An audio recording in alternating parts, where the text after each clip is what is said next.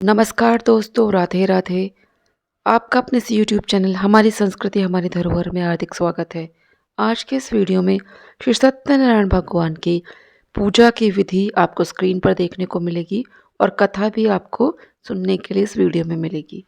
ये कथा 5 अध्यायों में दी गई है, तो मैं पाँचों अध्यायों को यहाँ पर आपको सुना रही हूँ। श्री सत्यनारायण व्रत कथा प्रारंभ। एक समय नैमिषारण्य तीर्थ में शौनक इत्यादि 88,000 ऋषियों ने एकत्रित होकर सबकी भलाई के लिए मन प्रसन्न करने वाली सभा की। उसी समय ज्ञानवान व्यास जी के शिष्य सूत जी अपने शिष्यों को साथ लिए वहां आए।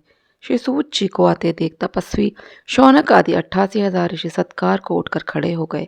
संपूर्ण धर्मशास्त्रों को जानने वालों में श्रेष्ठ सूत जी को परम वैष्णव शौनक आदि ऋषि उन्हें शीघ्रता से पृथ्वी पर दंडवत नमस्कार करने लगे। पश्चात शौनक आदि मुनियों ने हाथ जोड़कर पूछा कि हे महर्षि, इस कलयुग में मनुष्य को हरि भक्ति और सर्व सुखों की प्राप्ति किस व्रत के प्रभाव से मिल सकेगी, क्योंकि कलयुग में प्राय सब मनुष्य पाप करने में तत्पर और वेद विद्या से रहित होंगे। अतः उन सब का उद्धार किस प्रकार से हो सकता है। इस कलयुग में मनुष्य थोड़ी आयु वाले तथा निर्धन होंगे एवं अनेक प्रकार की पीड़ाओं से ग्रसित होंगे। प्राय पुण्य अति परिश्रम और कठिनाइयों से प्राप्त होता है, इसलिए कलयुग में मनुष्य पुण्य करने वाले थोड़े होंगे और पुण्य थोड़ा होने से प्रवृत्ति पापमयी हो जाएगी। इस हेतु छोटी बुद्धि वाले मनुष्य अनेक प्रकार के दुख भोगते हुए अपने वंश के सहित नष्ट होवेंगे। इसलिए हे सूत जी, जिस प्रकार थोड़े और थोड़े कर्म करने से मनुष्य को पुण्य प्राप्त हो जावे, ऐसा कोई सरल साधन बतलाइए। जिस उपदेश के द्वारा मनुष्यगण पुण्य करते हैं, उस उपदेश का करने वाला भी पुण्य का भागी होता है। यह शास्त्र का मत है कि धर्म का उपदेश करने वाला, दया को हृदय में रखने वाला, कपट और पाप से हमेशा दूर रहने वाला और दूसरों से बैर न करने वाला, ये 4 प्रकार के मनुष्य भगवान के समान हैं। जो मनुष्य ज्ञान रूपी रत्न से दूसरों को संतुष्ट करते हैं, उन्हें मनुष्य रूप धारण किए हुए नारायण ही जानो। अतः हे सूत जी, ऐसा कौन सा व्रत है जिसके करने से मनुष्य को मनवांछित फल की प्राप्ति सहज ही हो सके? आप कृपा करके कहिए। हे मुनियों में श्रेष्ठ सूत जी, आप वेद और वेदांग के जानने वाले हैं। आपके सदृश दूसरा कोई और विद्वान मर्मज्ञ हमें दिखलाई नहीं देता, क्योंकि आप श्री वेद व्यास जी के शिष्य हैं। सूत जी बोले, हे मुनि श्रेष्ठ, तुम धन्य हो, तुम ही वैष्णवों में पूजनीय हो, क्योंकि आप सब प्राणियों का सदैव हित चाहते हो। सो हे शौनक आदि, सुनो, आप लोगों से उस व्रत को कहूँगा जिस व्रत को नारद मुनि से श्री लक्ष्मी जी ने पूछा था और जिस प्रकार लक्ष्मीपति ने नारद मुनि से कहा था। सो हे ऋषियों, आप सावधान होकर सुनिए। पहला अध्याय। एक बार योगी नारद लोकहित की आकांक्षा से अनेक लोकों में भ्रमण करते हुए मृत्यु लोक में आ निकले। इसके अंदर रहने वाले प्राणियों को अनेक प्रकार के क्लेशों युक्त होते हुए दुखी देखा और मनुष्यों को अपने अपने क्षुद्र कर्मों के कारण नाना प्रकार की योनियों में उत्पन्न होते हुए तथा अनेक प्रकार की निर्बल अवस्था को प्राप्त करते हुए कर्म बंधन के चक्करों में फंसते देखा। इस हेतु दयालु नारद मुनि को चिंता उत्पन्न हुई कि इस कर्म बंधन के चक्कर में फंसे हुए अशक्त प्राणियों का उद्धार कौन से सरल उपाय से हो सकता है, जिसके करने से इन दुखित जीवों को सुख शांति और अनेक प्रकार के अर्थ धर्मों की प्राप्ति हो सके। ऐसा सोचकर परोपकारी श्री नारद मुनि वैकुंठ लोक में भगवान नारायण के पास गए। वहां श्री नारायण को देखकर नारद मुनि स्तुति करने लगे।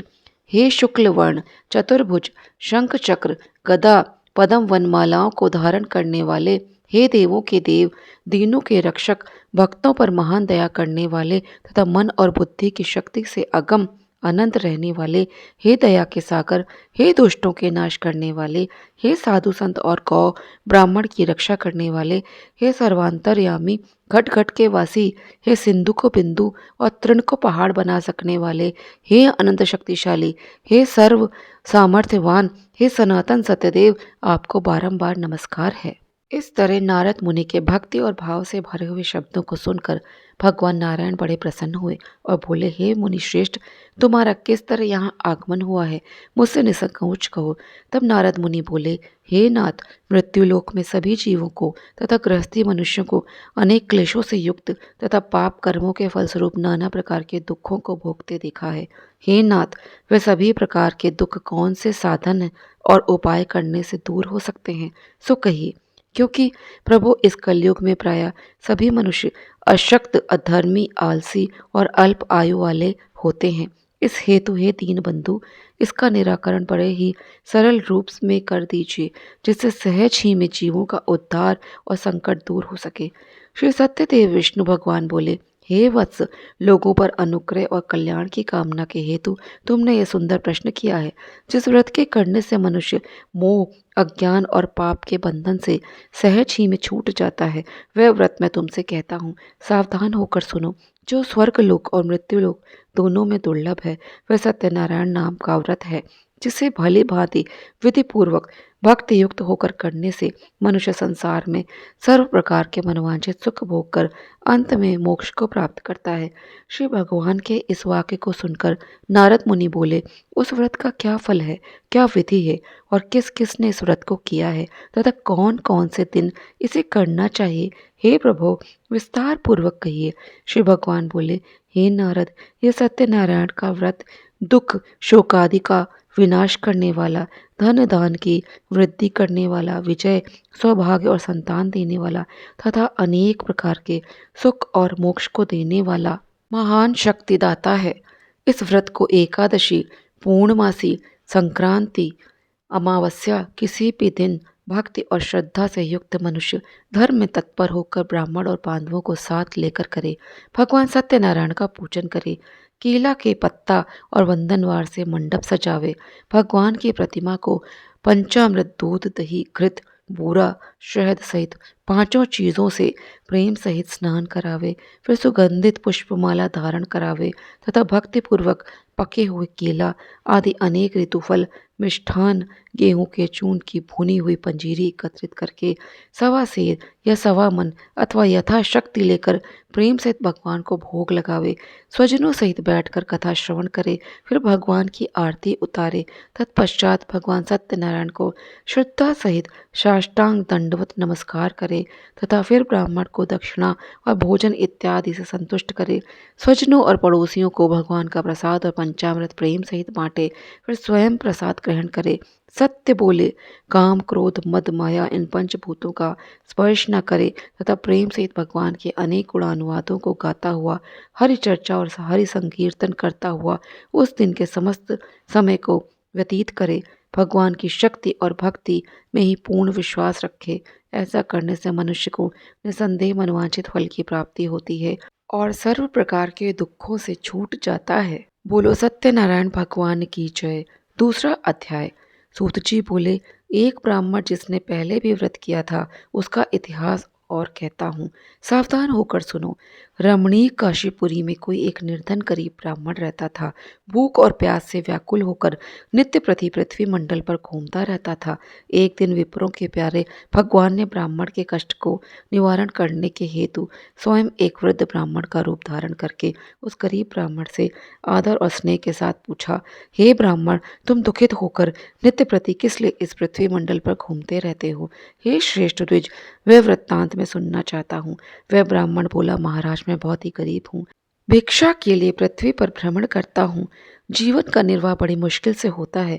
यदि आप कुछ जानते हैं तो मेरे कष्ट निवारण हेतु कोई उपाय कृपा करके बतलाइए। व्रत ब्राह्मण रूपधारी भगवान बोले, हे विप्र, भगवान सत्यनारायण के उत्तम व्रत और पूजन को करो। इसके करने से मनुष्य सब दुखों से छूट जाता है। इस प्रकार व्रत का विधान ब्राह्मण को बतलाकर भगवान अंतर्ध्यान हो गए। ब्राह्मण ने संकल्प किया कि व्रत मैं अवश्य करूंगा। ब्राह्मण को बड़े भारी उल्लास तथा विचारों के कारण उस रात्रि को ठीक से निद्रा भी नहीं आई और प्रातःकाल उठकर वह ब्राह्मण सत्यनारायण का व्रत करने के संकल्प से भिक्षा के लिए निकला। उस दिन भगवान की दया से ब्राह्मण को बहुत सा धन प्राप्त हो गया। तब ब्राह्मण ने बड़े भारी उत्साह और प्रेम के सहित स्वजन और बंधुओं के साथ बैठकर भगवान सत्यनारायण का विधिवत पूजन और व्रत किया तथा वह ब्राह्मण उस दिन से आगे हर एक महीने बड़ी श्रद्धा के साथ सत्यनारायण का पूजन और व्रत करने लगा। इस तरह इस व्रत के प्रभाव से वह ब्राह्मण समस्त दुखों से मुक्त एवं समस्त संपत्तियों से युक्त हो गया तथा अंत में मोक्ष पद के लिए प्राप्त हुआ। हे मुनि, पृथ्वी पर जो मनुष्य इस सत्यनारायण के व्रत को प्रेम और श्रद्धा के सहित करेगा उसके सभी दुख नष्ट होंगे और वह सर्व आनंद तथा सभी सुखों को प्राप्त करेगा। हे ऋषियों, अब आपको और क्या सुनाऊं। ऋषि बोले, हे मुनि सूत जी, उस ब्राह्मण से किसने सुना और फिर किस किस ने इस व्रत का आचरण किया, यह सब वृत्तांत हम सुनना चाहते हैं। सूत जी बोले, हे मुनीश्वरों, सुनो। एक दिन वही ब्राह्मण अपने महान वैभव के सहित बंधु बांधव और स्वजनों को साथ लेकर भगवान सत्यनारायण का व्रत कर रहा था। उसी समय एक लकड़ी बेचने वाला वहां आ गया। वह भूख और प्यास से दुखित था। लकड़ियों के गट्ठे को बाहर रखकर मकान के अंदर गया और ब्राह्मणों को बड़ी श्रद्धा से व्रत करते देखकर बड़ी नम्रता के साथ हाथ जोड़कर बोला, महाराज, आप यह क्या कर रहे हैं और इसके करने से क्या फल प्राप्त होता है। ब्राह्मण ने उत्तर दिया कि यह सर्व प्रकार के मनवांछित फलों को देने वाला, दुखों से छुड़ाने वाला तथा लोक और परलोक दोनों में आनंद देने वाला भगवान सत्यनारायण का व्रत है। इसकी कृपा से ही मुझे धन धान की प्राप्ति हुई है। इस व्रत के प्रभाव और महात्म्य को सुनकर लकड़ी बेचने वाला आनंद को प्राप्त हुआ। फिर प्रसाद खाया, जल पिया और नगर को चल दिया और मन में इस प्रकार संकल्प किया कि आज ग्राम में लकड़ी बेचने से जो मुझे धन प्राप्त होगा उसी से मैं भी सत्यनारायण देव का उत्तम व्रत करूंगा। यह सोचता हुआ लकड़ियों को लेकर एक रमणीक नगर में जा पहुंचा। वहां बड़े धनवान लोग निवास करते थे। भगवान की दया से उस दिन उसे लकड़ियों की दुगनी कीमत मिली, इसलिए वह बड़ी प्रसन्नता के साथ पके हुए केले के फल, शक्कर, घी, दूध, दही, शहद, गेहूं का चून, इन सब को लेकर अपने घर गया। फिर उसने अपनी स्त्री को बुलाकर विधि पूर्वक भगवान सत्यनारायण का पूजन और व्रत किया।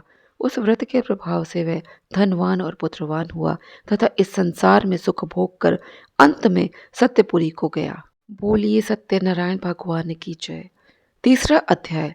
सूत जी बोले, बलवान राजाओं में श्रेष्ठ एक उल्का मुख नाम का जितेंद्रिय राजा था।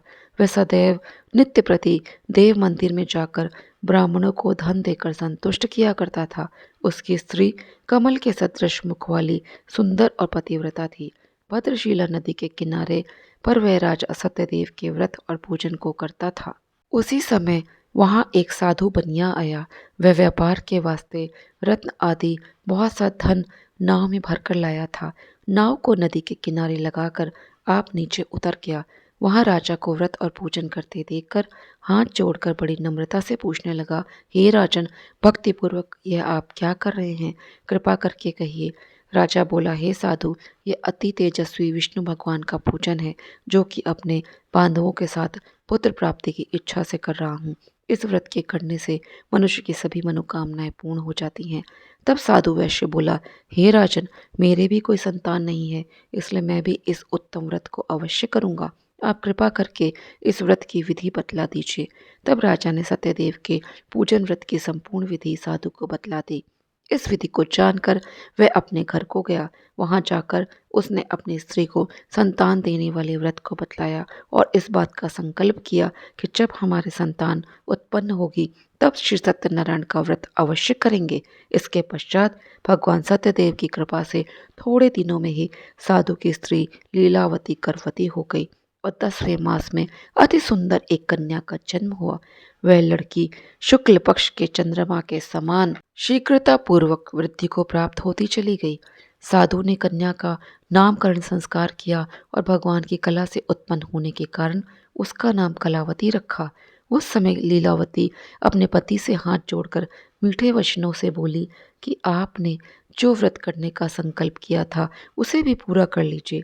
साधु बोला, हे प्रिय, इस व्रत को मैं इसके विवाह के समय अवश्य करूंगा। इस प्रकार अपनी स्त्री को समझा दिया। इधर कलावती पिता के घर में नित्य बढ़ने लगी। एक दिन साधु बनिया ने सखियों के साथ खेलती हुई अपनी लड़की को देख विवाह के योग्य जानकर दूत को बुलाकर कहा कि कन्या के लिए कोई सुंदर और सुयोग्य वर देख कर लाओ। साधु की आज्ञा पाकर दूत कांचन नगर पहुंचा। वहां बड़ी खोज करके एक सुंदर सुयोग्य वणिक पुत्र को लेकर आया। उस लड़के को देखकर साधु ने अपने भाई बंधुओं के सहित प्रसन्नचित्त से कन्या का विवाह उसके साथ कर दिया। किंतु दुर्भाग्यवश वह विवाह के समय भी उस व्रत को करना भूल गया। तब श्री सत्यनारायण भगवान क्रोधित हो गए और श्राप दे दिया कि तुम्हें दारुण कठिन महान दुख प्राप्त होगा। इसके पश्चात वह व्यापार कुशल साधु बनिया अपने जामाता को साथ में लेकर वाणिज्य करने के लिए समुद्र के समीप रमणीक रत्नसागर नगर में पहुंचा और वहां से दोनों ससुर जमाई चंद्रकेतु राजा के नगर में पहुंचे और व्यापार करने लगे। एक दिन भगवान सत्यनारायण की माया से प्रेरित कोई चोर राजा का धन चुराकर जल्दी से जा रहा था, किंतु पीछे से राजा के दूतों को आते देखकर चोर ने जल्दी से घबराकर भागते भागते माल को वहीं चुपचाप रख दिया जहां वह दोनों ससुर जमाई ठहरे हुए थे और स्वयं किसी गुप्त स्थान में झट से छिप गया। तब दूत उस साधु वैश्य के पास राजा के धन को देखकर दोनों को बांध कर ले गए और बड़े हर्ष के साथ राजा के सन्मुख पहुंचकर दूतों ने हाथ जोड़कर निवेदन किया कि महाराज, हम दो चोरों को पकड़ कर लाए हैं, इन्हें देखकर आज्ञा प्रदान कीजिए। राजा ने उन्हें तुरंत बंदी गृह में डालने की आज्ञा दे दी। सत्यनारायण की माया से किसी ने भी उनकी बात नहीं सुनी तथा चंद्रकेतु राजा ने उनका सब धन हरण कर लिया और भगवान सत्यदेव के श्राप से उधर भी उस साधु वैश्य की स्त्री और पुत्री दोनों दुखी हो गईं और जो धन घर में रखा था वह सब चोरों ने चुरा लिया। इस प्रकार भूख और प्यास से दुखी होकर अन्न की चिंता में घर घर फिरने लगी। एक दिन वह कन्या भूख से दुखी होकर एक द्विज के मकान पर गई।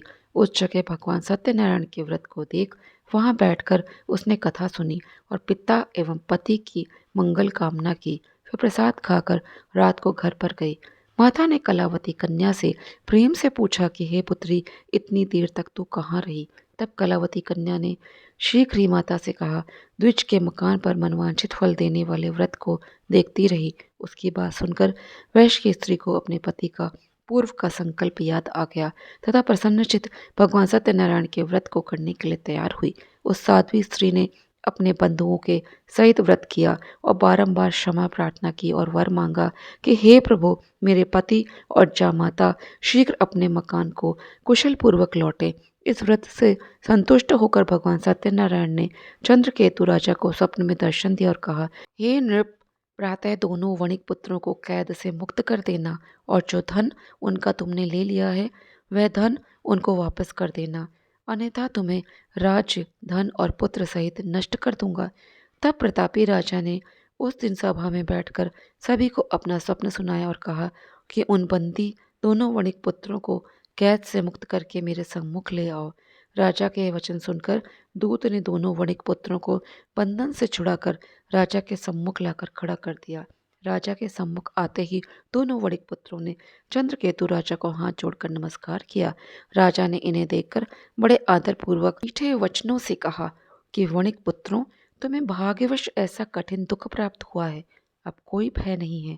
ऐसा कहकर राजा ने उनको मुक्त करके नए नए वस्त्राभूषण पहनवाए तथा उनका जितना धन ले लिया था उससे दूना धन राजा ने उन्हें दिलवा दिया और आज्ञा दी कि अब आप अपने आश्रम को जा सकते हो। तब वे दोनों वणिक पुत्र ससुर जमाई अपने घर को चल दिए। बोलिए सत्यनारायण भगवान की जय। चौथा अध्याय। सूत जी बोले, उस साधु वैश्य ने अपने नगर की यात्रा के लिए नौका में बैठकर प्रस्थान कर दिया। थोड़ी दूर जाकर नित्य कर्म आदि के लिए वैश्य ने नौका को एक किनारे पर रोका और अपना संध्या कर्म करने लगा। उसी समय भगवान सत्यनारायण एक दंडी का वेश धरकर वहां उसके समीप पहुंच गए और पूछने लगे, हे साधो, तुम्हारी नाव में क्या है? तब वैश्य ने बड़ी लापरवाही और व्यंग्य के तौर पर कहा, हे दंडिन, किस लिए पूछते हो? क्या रुपया ले जाना चाहते हो? मेरी नाव में तो लता पतादिक हैं।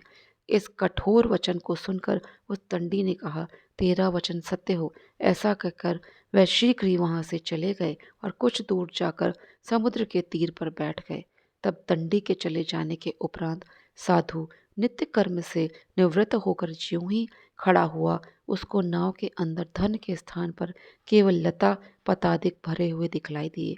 तब तो साधु वैश्य मूर्छा खाकर गिर गया और उसके जमाई ने कहा कि चिंता क्यों करते हो, जिस दंडी ने तुम्हें श्राप दिया है वही सब कुछ ठीक कर सकते हैं, इसमें संदेह नहीं है। इस बात को सुनकर साधु वैश्य तुरंत उस तरफ को चल दिया जिधर दंडी स्वामी गए थे। थोड़ी दूर पर जाते ही दंडी स्वामी को बैठा देखा। तब वह उनके पास जाकर बड़े नम्र शब्दों में विनयपूर्वक बोला, हे महाराज, मैंने जो कुछ आपको अनुचित शब्द कहे और झूठ बोला उस अपराध को क्षमा कर दीजिए।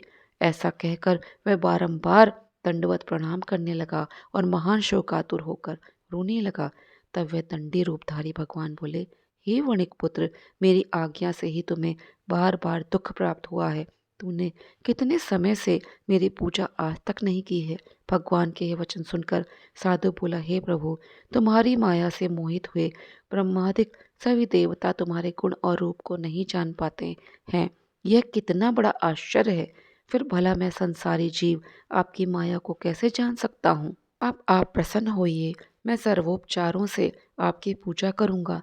मेरा पहले जैसा धन कर दीजिए, मैं आपकी शरण हूँ, शरण हूँ, शरण हूँ।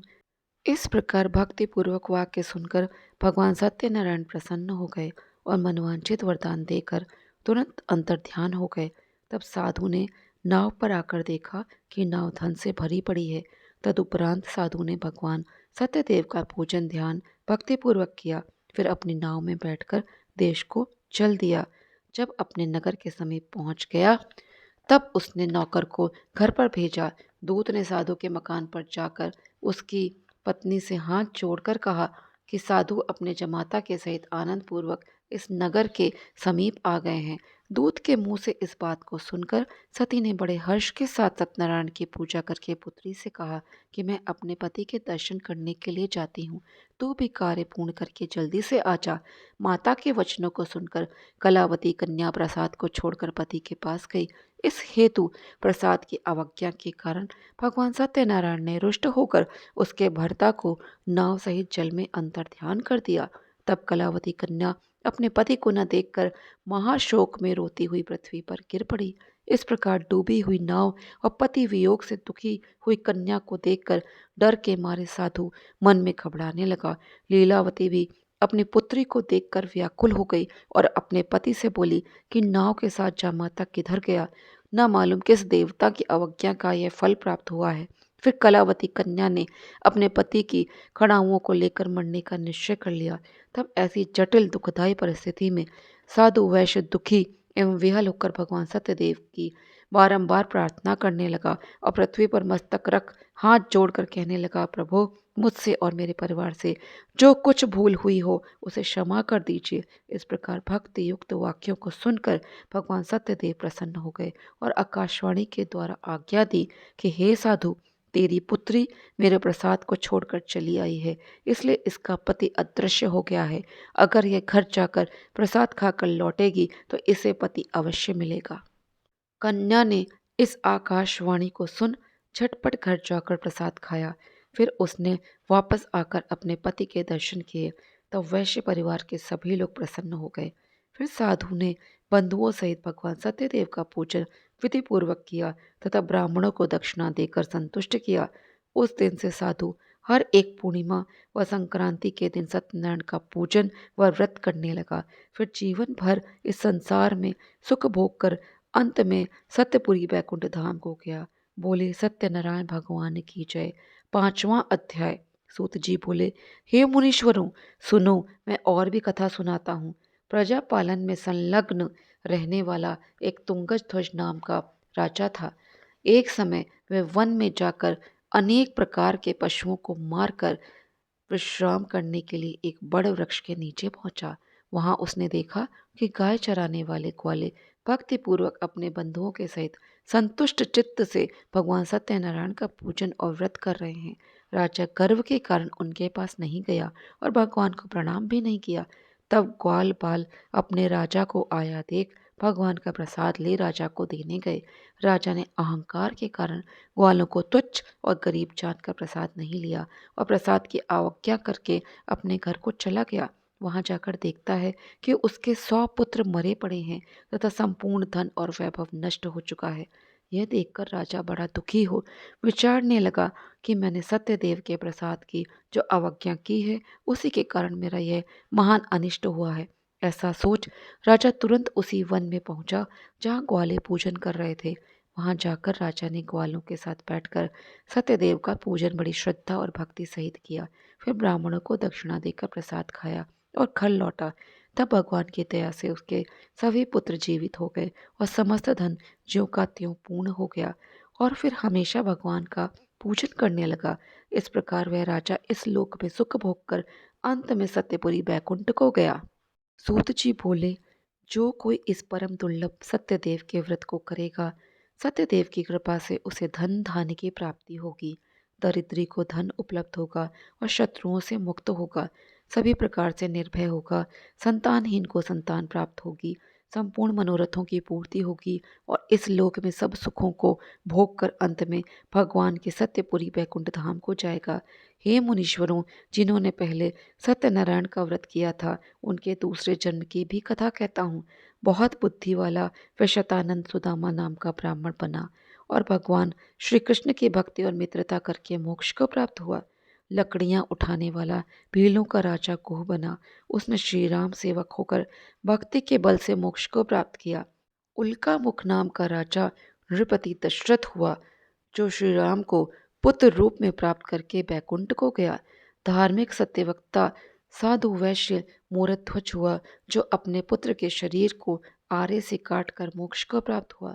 महाराज तुंगध्वज स्वयंभुव मनु हुआ जो कि भगवान का उपदेश करके बैकुंठ को गया। बोलो श्री सत्यदेव भगवान की जय।